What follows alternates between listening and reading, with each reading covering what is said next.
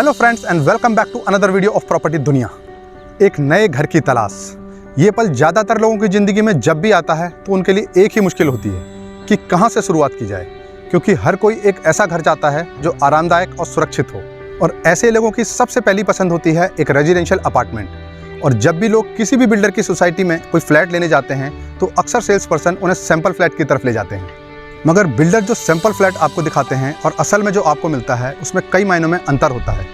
क्योंकि बायर्स को अट्रैक्ट करने के लिए बिल्डर सैंपल फ्लैट के अंदर कई ऐसे ट्रिक्स अपनाते हैं जिससे आप अट्रैक्ट तो हो जाते हैं, मगर ये सभी ट्रिक्स आपको बेवकूफ़ बनाने के लिए इस्तेमाल की जाती है। और आज के इस वीडियो में हम इन्हीं ट्रिक्स के बारे में बात करेंगे। तो चलिए शुरू करते हैं इस वीडियो को।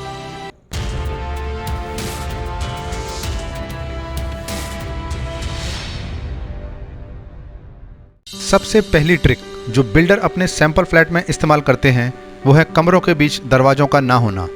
जी हाँ दोस्तों, अधिकतर सैंपल फ्लैट में आपको कमरों के बीच में दरवाजे नहीं मिलेंगे और इसके पीछे का कारण है कि इससे फ्लैट में आपको ज़्यादा जगह होने का एहसास होता है और आपको ऐसा लगता है कि साइज़ के हिसाब से फ्लैट की लोडिंग कम है, और इसलिए कई सैंपल फ्लैट में तो आपको टॉयलेट और बाथरूम में भी दरवाजे नहीं मिलेंगे। अब दूसरी ट्रिक जो इन सैंपल फ्लैट में इस्तेमाल की जाती है वो है दीवारों की फिनिशिंग। अधिकतर सैंपल फ्लैट में दीवारों की फिनिशिंग आपको लुभावनी लग सकती है और उसके पीछे का कारण है सैंपल फ्लैट की दीवारें ईंट और प्लास्टर के बजाय जिप्सम बोर्ड की बनी होती हैं, जिससे उनकी फिनिशिंग बहुत अच्छी लगती है, मगर एक्चुअल फ्लैट में ऐसा नहीं होता। इसके अलावा दीवारों को सामान्य से पतला रखा जाता है जिससे सैंपल फ्लैट ज़्यादा से ज़्यादा बड़ा दिखाई दे। फ्लैट लेते समय बहुत से लोग फ्लैट की हाइट को लेकर बहुत सतर्क रहते हैं और इसका अंदाज़ा बिल्डर को भी होता है, और इसलिए अधिकतर सैंपल फ्लैट में आपको सीलिंग की हाइट ऊंची ही मिलेगी, जबकि असलियत में मिलने वाले फ्लैट में सीलिंग थोड़ी नीची होती है। और इसलिए जिन लोगों ने सैंपल फ्लैट की हाइट देखकर फ्लैट को पसंद किया होता है वो फ्लैट मिलने के बाद में अक्सर बिल्डर से कंप्लेंट करते हैं। बिल्डर एक बिजनेसमैन है और उसका मकसद कम से कम पैसा लगाकर ज़्यादा से ज़्यादा मुनाफा कमाने का होता है, मगर कोई भी फ्लैट खरीदते समय आपको ये सावधानी जरूर बरतनी चाहिए कि वो आपके लिए वैल्यू फॉर मनी है या नहीं, क्योंकि इन सभी ट्रिक्स के बारे में तो कम से कम आपको कोई नहीं बताएगा। इसलिए किसी भी अंडर कंस्ट्रक्शन सोसाइटी का सैंपल फ्लैट यदि आप देखने जाते हैं तो उनकी दीवारों को तो कम से कम सही नज़रिए से देखिए, क्योंकि बहुत से सैंपल फ्लैट में आपको कुछ दीवारें ग्लास की भी मिल सकती हैं जिससे आपको कमरों का ज़्यादा बड़ा होने का आभास होता है। इसके अलावा जब भी कभी आप सैंपल फ्लैट देखने जाते हैं तो वहाँ का इंटीरियर लोगों को ध्यान में रखकर ही तैयार किया जाता है, और इसलिए आपको इसमें ज़्यादातर डिज़ाइनर फर्नीचर ही मिलेगा जिससे कस्टमर्स को एक सुखद एहसास कराया जा सके, क्योंकि सैंपल फ्लैट में इस्तेमाल फर्नीचर का एक्चुअल फ्लैट से कोई लेना देना नहीं होता। दूसरे शब्दों में आप ये कह सकते हैं कि सैंपल फ्लैट का एक एक्चुअल यूनिट से कोई लेना देना नहीं होता, और बिल्डर को इसको दिखाने का मकसद केवल यही होता है कि एक सैंपल फ्लैट बिल्डर के लिए एक सेल्समैन का काम करता है।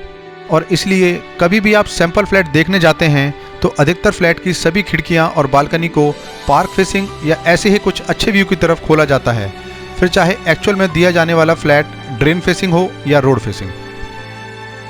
क्लब हाउस और जिम जैसी दूसरी सुविधाओं के नाम पर बिल्डर खरीदारों से अतिरिक्त रकम वसूलते हैं और खरीदारों के पास इसका भुगतान करने के अलावा दूसरा कोई चारा नहीं होता, मगर कानूनी तौर पर यह गलत है, लेकिन एक्चुअल में ऐसा ही होता है। कई केसेस में तो बहुत से बिल्डर्स क्लब हाउस, जिम और टेनिस कोर्ट जैसी सुविधाओं का मालिकाना हक रेजिडेंट्स एसोसिएशन के हवाले नहीं करते हैं, और वो बिल्डर बायर एग्रीमेंट में ये सभी फैसिलिटीज़ अपने पास ही रखते हैं और भविष्य में भी उनसे मुनाफा कमाते रहते हैं। और ऐसी स्थिति में सभी कंज्यूमर्स को मेंटेनेंस का खर्च भी उठाना पड़ता है, क्योंकि इनका मालिकाना हक तो बिल्डर के पास ही होता है। और ये सभी बातें पता होते हुए भी अथॉरिटी का रवैया बेहद ही ख़राब है, और उनको भी अधिकतर केसेस में आप बिल्डर के साथ ही मिला पाएंगे। इसलिए कभी भी आप इसके खिलाफ अथॉरिटी में कंप्लेंट भी करेंगे तो आपको कुछ ज़्यादा हासिल नहीं होगा। सुप्रीम कोर्ट के फैसले के मुताबिक ओपन पार्किंग स्पेस को अलग से नहीं बेचा जा सकता,